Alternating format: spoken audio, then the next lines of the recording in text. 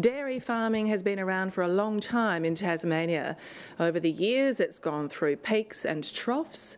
Now there's hope a resurgent dairy industry will be a catalyst for other sectors in the state's economy. Demand for milk products from countries such as India is increasing, and experts believe Tasmania's in a prime position to cash in.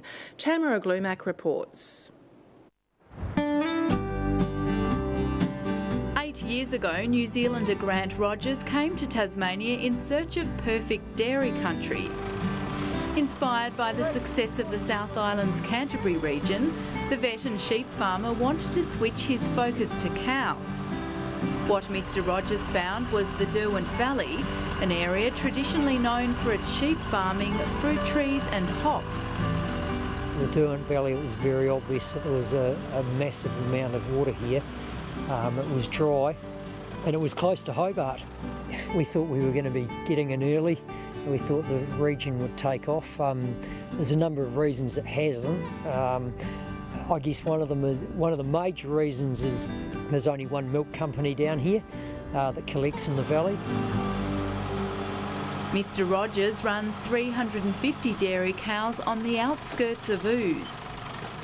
We've taken a farm and not quite tripled its milk production from before we purchased it, and yeah, look, it's been really good for my wife and I.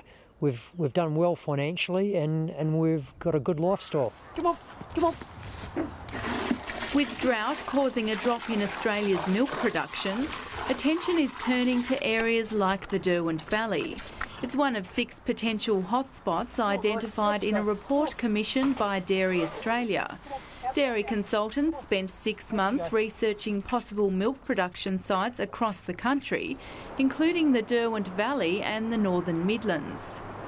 There was a sort of an acknowledgement that some of the traditional dairying regions may have been under challenge to sustain dairy farming into the long term. So we started looking at different regions and different climatic zones and saying where was there potential perhaps to some stage in the future to milk more cows.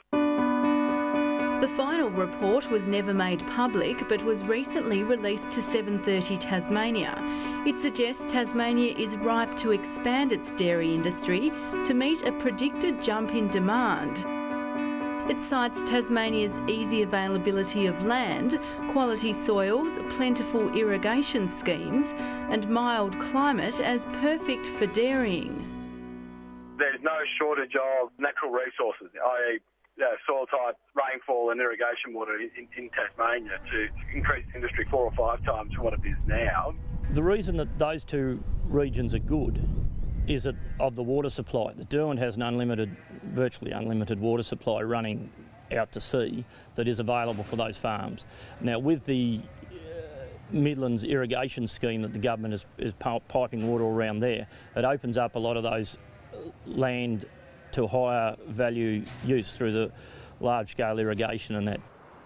The report says the Derwent Valley has copious supplies of water available for irrigation and a potential capacity for 20,000 dairy cows.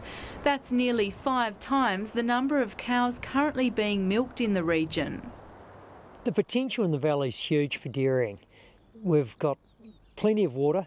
We've got lots of land that could be converted to dairying. We've got a great climate. Yes, it's cold in winter, but we get good growth during the summer with the heat, and it doesn't rain excessively as it does in other areas in the state, and Hobart's on our doorstep. The local mayor has his eye on the pastures surrounding Hayes Prison Farm in the Derwent Valley for a new dairy development. The state government announced recently it will be selling the farm. It has irrigation systems in it. It could lend itself to a multitude of things, not only dairy, but a multitude of things in the viticulture industry or the dairy industry. So that's an untapped potential there. Dairy Tasmania supports the report's outcomes. It believes the industry has huge scope for expansion. The potential in southern Tasmania or through the Midlands down through the Derwent Valley is really unlimited, but also so is the rest of the state, which is, already has existing dairying in the northwest and northern and northeastern regions, but it is only taking up a small fraction of the land that is available for use in those areas. Until recently, this property in the Northern Midlands was used for crop production. It's now been converted into a dairy farm with more than 800 cows producing 20,000 litres of milk a day. Grant Archer is share farming this property south of Perth. He says it's one of the largest dairy farming conversions in the region and has the potential to grow even further. There's large tracts of flat land which suit cows. They don't like walking up hills. The climate, as long as you've got water, is actually quite good. It's nice and fine. You don't get a lot of rain and wind, which the cows enjoy. The optimism is a welcome relief for the state's dairy industry, which only 2 years ago was in the midst of a bitter milk pricing war. The report comes after dairy giant Murray Goulburn announced plans to invest millions in a new milk processing plant at Smithton in the northwest. National Foods announced a $140 million expansion of its cheese factory in Burnie, and Australia's biggest dairy farmer, Van Diemen's Land Company, released plans to triple its milk production. The milk companies, they're the ones who have decided to take the lead. They've said that they think the dairying is going to be good in Tassie.